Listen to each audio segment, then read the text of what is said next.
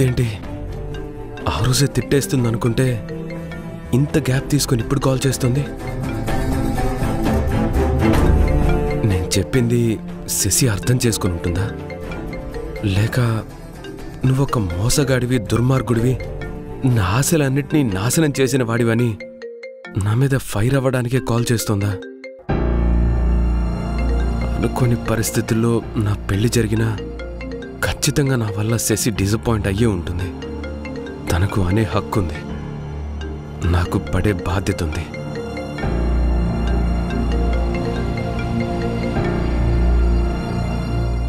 Hello. Hi baby, ఎలా ఉన్నావు? I miss you రా. అదేంటి నా మీద ఫైర్ అవుతుంది అనుకుంటే ఎప్పట్లా ఫ్లర్ట్ చేసినట్టు మాట్లాడుతోంది? బేబీ మాట్లాడు. ఎక్కడున్నావు? ఆఫీస్లో. అదేంటి నీ గొంతు డల్గా వినిపిస్తుంది? Anything wrong? ఏదైనా ప్రాబ్లమా బేబీ?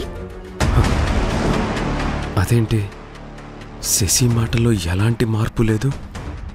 అనుకోకుండా నాకు పెళ్ళైపోయిందని ఫోన్లో చెప్పాక కూడా తను ఎంత క్యాజువల్గా ఉందంటే నన్ను టెస్ట్ చేస్తుంది అనుకోవాలా? Ram, what happen? ఏం లేదు శశి. ఎక్కడున్నావు? ముంబైలోనా? నో బేబీ, నేను సిటీకి వచ్చేసాను. జస్ట్ ఇంకో 2-3 hours లో నిన్ను చూడ్డానికి నీ ఆఫీస్కి వచ్చేస్తున్నాను.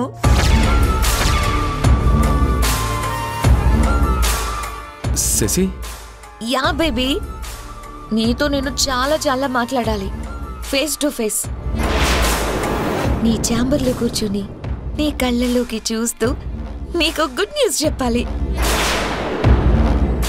ఇదిగో అర్జెంట్ మీటింగ్ ఉంది, నాకేదో కాన్ఫరెన్స్ ఉంది అంటే ఊరుకునే సమస్య లేదు. నీ పర్సనల్ ఛాంబర్ని నా కోసం ఖాళీగా పెట్టు.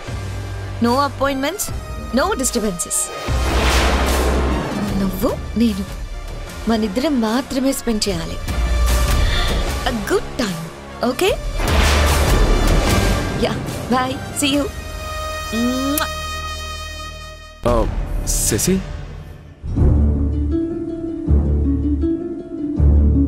శశి అప్సెట్ అయి ఉంటుంది అనుకుంటే ఇది వరకటి కంటే ఇంకా సంతోషంగా ఇప్పుడు మాట్లాడుతుంది ఏంటి? ఒకవేళ ఆ రోజు నా పెళ్లి గురించి ఫోన్లో చెప్పిందంతా శశి విననే లేదనుకోవాలా? అందుకే ఆ రోజు వెంటనే ఆన్సర్ కూడా చేయలేదా? అదే జరిగి ఉంటుంది. లేకపోతే శశి నా కోసం వస్తాను అదో ఇంత హ్యాపీగానూ మాట్లాడదాం. ఎనీవే, ఇప్పటికే ఆలస్యం అయింది. ఈ నిజాన్ని వెంటనే శశికి చెప్పేయాలి. తనే వస్తానంది కదా. నా మీద ఫైర్ అయినా సరే నా పెళ్లి జరిగిపోయిందని శశికి ఫేస్ టు ఫేస్ చెప్పేస్తానంతే.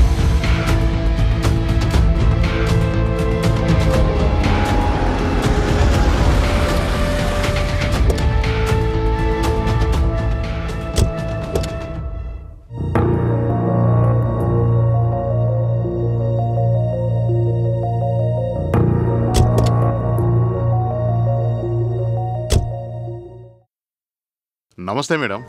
నమస్తే. మీరు వస్తున్నారని ఎండి సార్ ఇన్ఫర్మేషన్ ఇచ్చారు. ఆ క్యారేజీ ఇలా ఇవ్వండి మేడం, నేను తీసుకొస్తాను మేడం. పర్వాలేదు, ఆయన రూమ్ ఎక్కడుందో చెప్పండి చాలు. వద్దు మేడం, సార్ మమ్మల్ని కోపడతారు. ఆ క్యారేజీ ఇటు ఇవ్వండి. మీ సార్కి నేను చెప్తానులే. నాకు నా చేత్తో తీసుకెళ్లి ఇవ్వడం అంటేనే ఇష్టం. అలా ముందుకెళ్ళి పక్కకి తిరిగితే అదే సార్ ఛాంబర్ మేడం. అలాగే.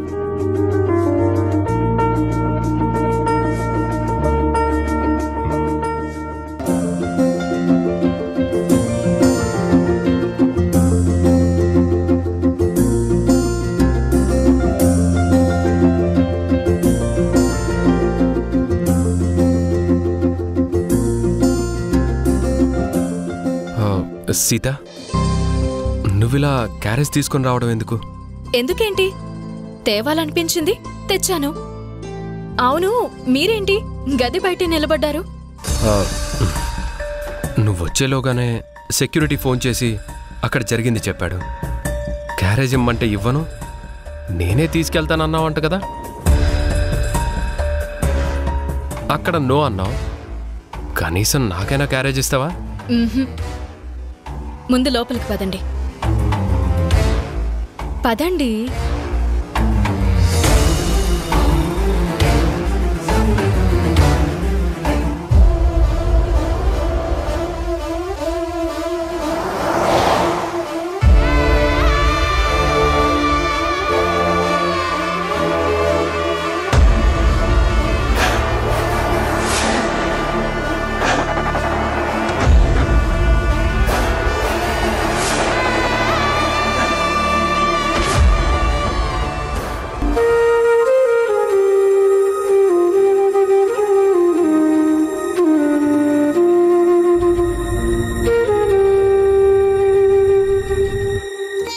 సీత, ఏంటి అలా చూస్తున్నావు?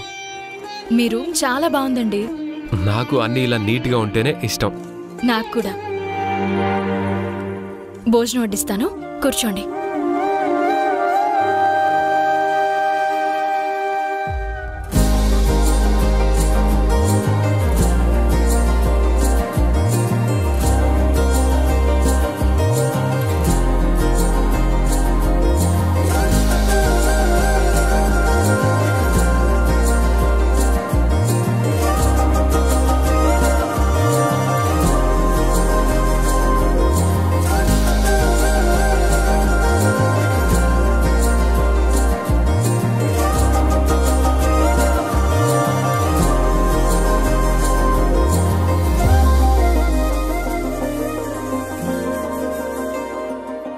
సీత, ఇంత శ్రమ దేనికి? నేనిక్కడే ఏదో ఒకటి తినేవాణ్ణి కదా. ఇందులో శ్రమేముందండి, ఇది నా బాధ్యత. ఆయన మొన్నటిదాకా వేరు, ఇప్పుడు వేరు కదా. అదే నేనుండగా మీరు బయట ఎక్కడో తినడం నాకిష్టం లేదు. అందుకే నా చేత్తోనే వండి తీసుకొచ్చాను. ఇలాగే రోజు పంపిస్తాను, తినండి. Thank you.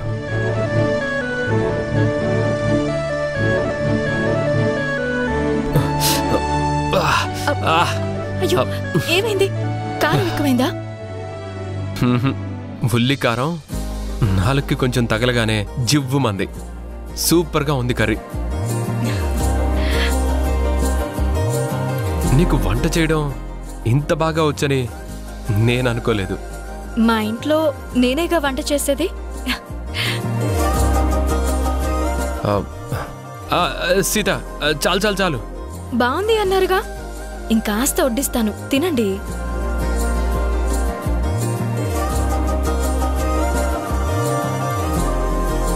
సీత, మా ఇంట్లో ఈ కర్రీ ఎవరికి బాగా ఇష్టమో తెలుసా? ఉల్లికారం పెట్టిన బంగాళదుంప కూర అంటే రాణమ్మ గారికి మాసి అట్టా ఇష్టం కదేటి. నీ చేత్తో వండిన కూరని మా అమ్మ తింటుందో లేదో అని ఆలోచిస్తున్నావు కదా. ఈ కర్రీ అంటే నాకే కాదు, మా అమ్మకు కూడా చాలా చాలా ఇష్టం. ఆడది భర్తని మెప్పించినంత తేలిగ్గా అత్తగారిని మెప్పించలేదు కదండి. సీత, నువ్వెంత మంచిదానివో నాకు అర్థమైంది. కానీ కోపంలో ఉన్న మా అమ్మకి నీ మంచితనం అర్థం కావడం లేదు. పోనీలేండి, దేనికైనా టైం రావాలి. అత్తయ్య గారు అని పిలిచినా నా నోటితో అత్తమ్మ అని ఎప్పుడు పిలుస్తానా అని ఎదురు చూస్తున్నాను. ఆ రోజు వచ్చేదాకా ఓర్పుతోనూ సహనంతోనూ మీ ఇంటి కోడలుగా నా బాధ్యతని నేను నిర్వర్తిస్తాను. తినండి.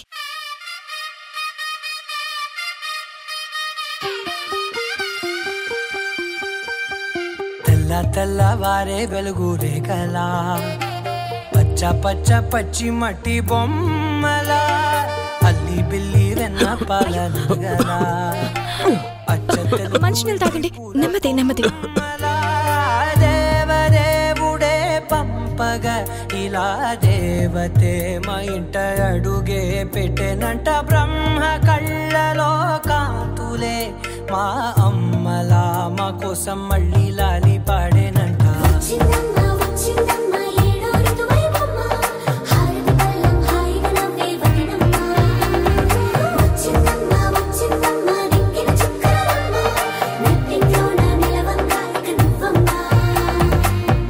తెల్లవారే వెలుగు రేఖలా పచ్చ పచ్చ పచ్చి మట్టి బొమ్మలా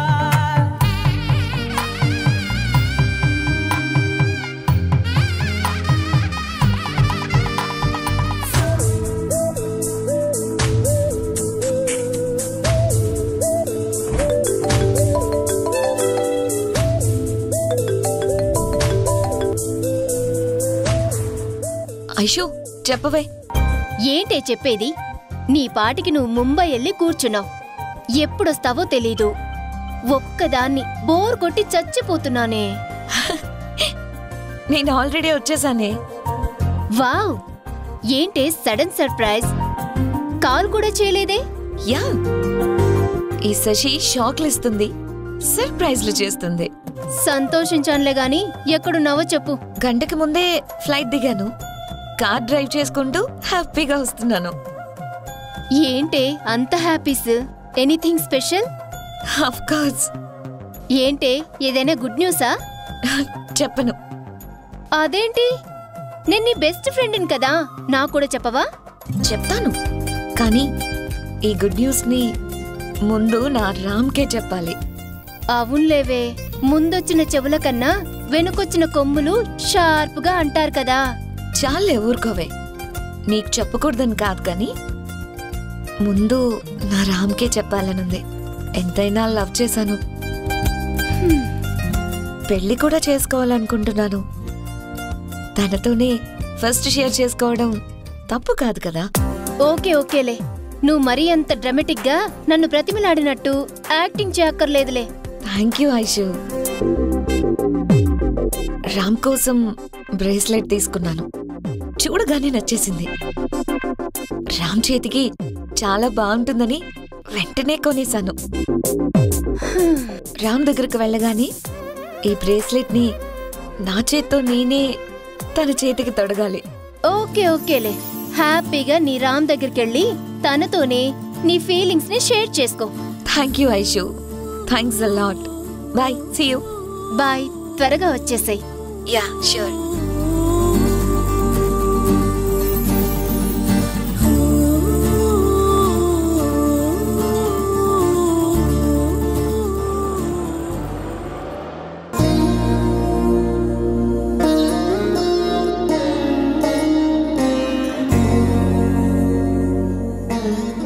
సీత, ఇవన్నీ నీకెందుకు?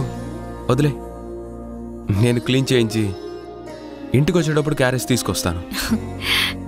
ఏం పర్వాలేదండి, ఇందులో ఏముంది, మీరు తినవే కదా. సీత, మన ఇంట్లో నువ్వు అడుగుపెట్టి కొద్ది రోజులైనా నీ మాట, నడక, పద్ధతి, మంచితనం అందరికీ అర్థం అవుతున్నాయి. నీలో అన్యాయాన్ని ఎదిరించే ధైర్యం ఉంది, బాధ్యతని నిర్వర్తించే సామర్థ్యం ఉంది. అన్నిటికీ మించి ఏ పని చేసినా చిరునవ్వుతో నిబ్బరంగా ఉండే నీ మెంటాలిటీ నాకు చాలా చాలా బాగా నచ్చింది. చాలండి, ఏదో కమ్మగా వండి పెట్టినంత మాత్రాన మరీ నన్ను అంతలా పొగడక్కర్లేదు. పొగడ్తగా సీత, నిజమే చెప్పాను.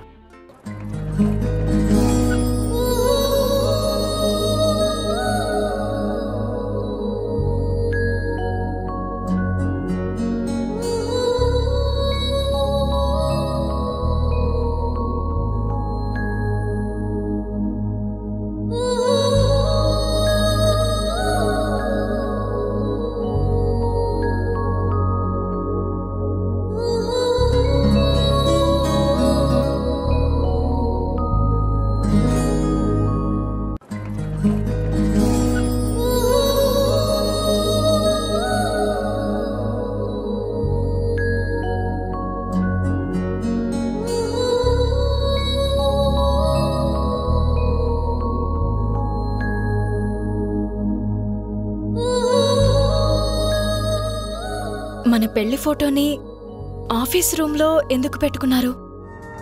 అంటే అది సార్ మీ పెళ్ళైందంట కదా అని ఒక్కొక్కరుగా అడుగుతున్నారు. వాళ్ళందరికీ విడివిడిగా జవాబు చెప్పలేక ఈ ఫోటోని నా ఛాంబర్లోకి వచ్చే వాళ్ళందరికీ కనపడేలాగా అక్కడ పెట్టాను. సీత, ఎందుకు నవ్వుతున్నావు? ఏం లేదు. కాదు, ఏదో ఉంది, చెప్పు. మీరు చెప్పలేదు కదా. చెప్పాను కదా, అందరికీ చూపించడానికి అని. నేను కూడా చెప్పాను కదా ఏం లేదు అని. తెలివైందే, ఎక్కువ బయటపడదు.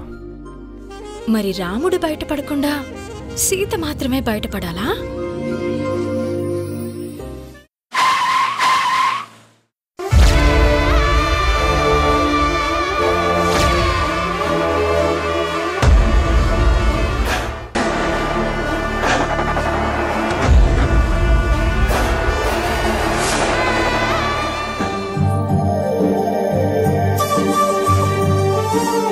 వెళ్ళొస్తానండి.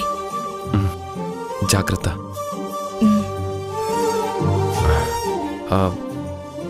ఏదైనా చెప్పాలా? మీరేదైనా చెప్పాలా? ఆయన నిజంగా చాలా మంచివారు. తనకి నా మీద ఎంతో ప్రేముంది. కానీ పరిస్థితిని అర్థం చేసుకుని నాకు దూరంగా ఉంటున్నారు. మా ఆయన పేరుకు తగ్గట్టే శ్రీరామచంద్రుడు. బయలుదేరుతాను. ఓకే.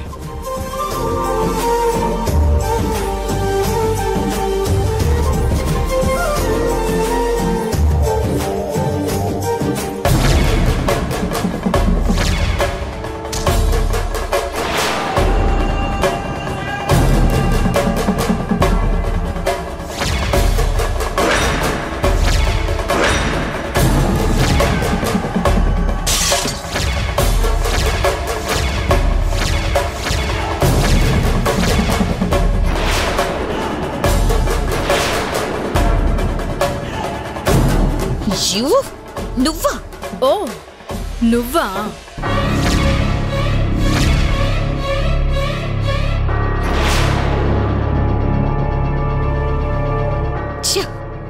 కాస్ట్లీ గిఫ్ట్ నీ వల్ల కింద పడిపోయింది.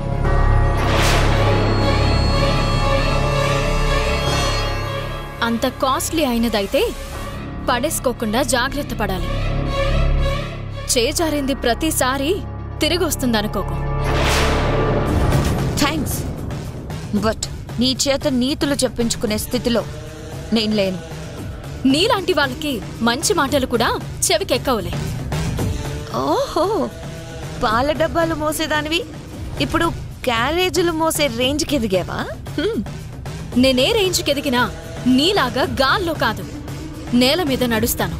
Shut up.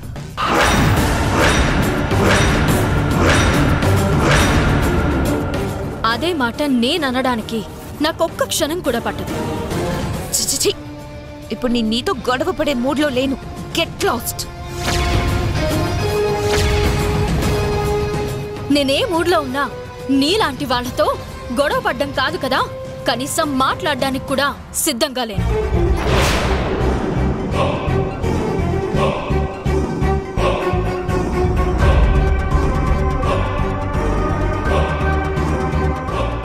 Hi Ram. Hi.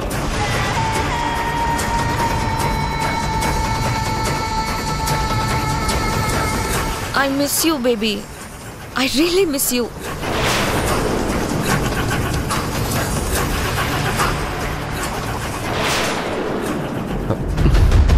Shashi, please, ఇది ఆఫీస్, ఎవరైనా వస్తారు. కూర్చో. I don't care. ఎవరొస్తే నాకేంటి? ఇది నాకు కాబోయే హబ్బీ ఆఫీస్. అక్కడ కూర్చోవడం ఏంటి? కావాలంటే నిన్ను ఒళ్ళోనే కూర్చుంటాను. ప్లీజ్, ఎంబారసింగ్గా ఉంటుంది. ఓకే ఓకే, చెప్పు, ఏం తీసుకుంటావు? Coffee, tea, juice? నో, నాకు ఇప్పుడు ఏం వద్దు.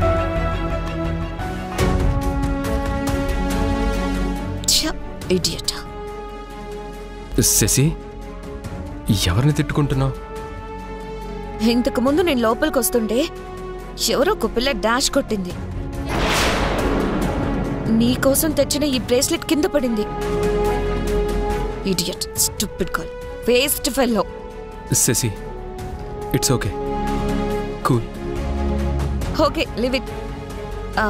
నేను అర్జెంటుగా ముంబై నుండి రావడానికి కారణం నీకొక గుడ్ న్యూస్ చెప్పాలని. శశి, నేను కూడా నీకొక ముఖ్యమైన విషయం చెప్పాలని, అందుకే ఆ రోజు నీకు కాల్ చేశాను. ఓ సారీ రామ్, ఆ రోజు కార్లో వస్తూ నేను నీతో మాట్లాడుతున్నప్పుడు సడన్ గా ఎవడో కార్కి ఎదురొచ్చాడు. యాక్సిడెంట్ అవ్వబోయింది. లక్కీగా సేవ్ అయింది. ఆ టెన్షన్లో నా చేతిలో మొబైల్ సీట్ల మధ్యలో పడిపోయింది. నేను కార్ ఆపి వెతికి తీసి మళ్ళీ మాట్లాడదాం అనుకుంటే అప్పటికే నీ కాల్ కట్ అయింది. నీకు మళ్ళీ కాల్ చేద్దాం అనుకున్నాను. మళ్ళీ ఎందుకో మొబైల్ నుంచి ఫోన్ చేయడం కాదు, ఇక్కడికే నీ దగ్గరికే పర్సనల్గా వచ్చి చెప్పాలనిపించింది. అందుకే కాల్ చేయలేదు. నా అనుమానమే నిజమైంది. అంటే ఇంకా నాకు పెళ్ళైనట్టు తనకి తెలీదు. తెలిసింది రామ్, మొత్తం తెలిసింది.